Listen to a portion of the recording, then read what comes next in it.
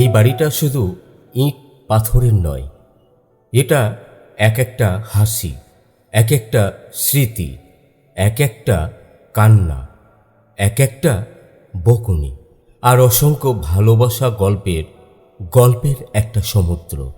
এই বাড়ির সকাল মানেই একটা নতুন যুদ্ধ, আর একটা নতুন প্রেমের গল্প, একটা হারানো লাঠি, আর একটা অটো কারেক্টারের ভুলে জমে ওঠা সন্দেহ। দাদু বলল, আমার লাঠিটা গেল কোথায়?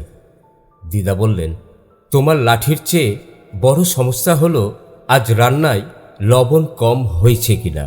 আমি হাসতে যাব, ঠিক তখন ছোট বোন এসে ফিস ফিস করে বলল, দাদা লবণ বাদ দাও, বাবার ফোনে গুড মর্নিং ডার্লিং কার মেসেজ এলো।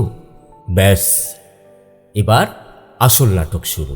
বাবা গম্ভীর মুখে চায়ের কাপে চুমুক দেবে, ঠিক সেই সময়, শোনো, আমি জীবনে অনেক কঠিন ক্লায়েন্ট সামলেছি, অনেক তর্কে জিতেছি, কিন্তু বইয়ের সন্দেহের সামনে আমি চির পরাজিত সৈনিক।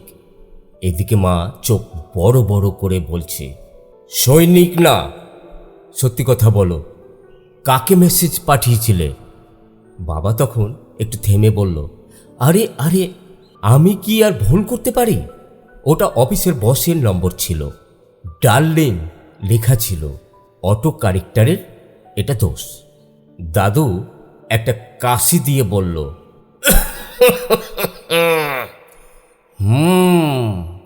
আমাদের সময় এসব ছিল না।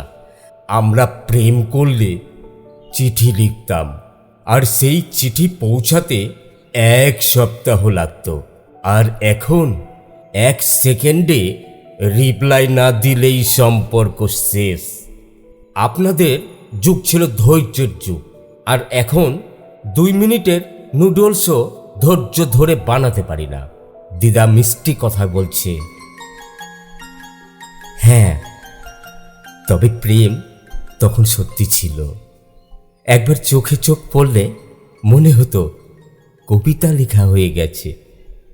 আর এখন প্রেম মানেই নেটফ্লিক্স অ্যান্ড চিল। আমি তখন গম্ভীর গলায় বললাম, নেটফ্লিক্স থাকুক আর চিল থাকুক, কিন্তু সংসারে ভালোবাসার পরিমাণ যেন কমে না যায়। আমার ছোট ভাই হঠাৎ জিজ্ঞেস করল, দাদা সংসার মানে কি? সংসার মানে রাগ করেও কাছে টেনে নেওয়া। সংসার মানে চা বেশি গরম হলেও চুপচাপ খেয়ে নেওয়া। সংসার মানে মাঝে মাঝে হেরে গিয়ে হাসি। সংসার মানে অভিমান জমলেও ভালোবাসা শুকিয়ে না যাওয়া। সংসার মানে তুমি, আমি, আমরা। সংসার মানে এই আমাদের মতো একটা পরিবার, এক সমুদ্র ভালোবাসা।